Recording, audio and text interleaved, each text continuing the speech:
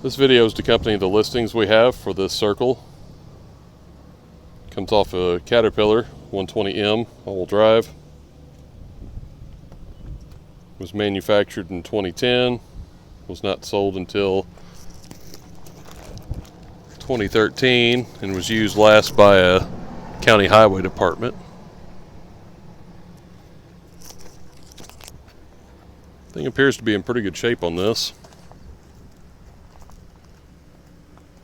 This is for the circle assembly only.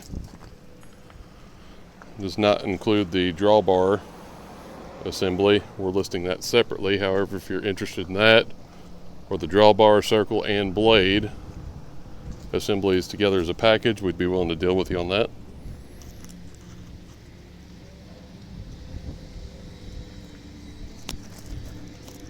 Again, the blade will not come with this listing, just the circle assembly with this ram. Everything as you see it here.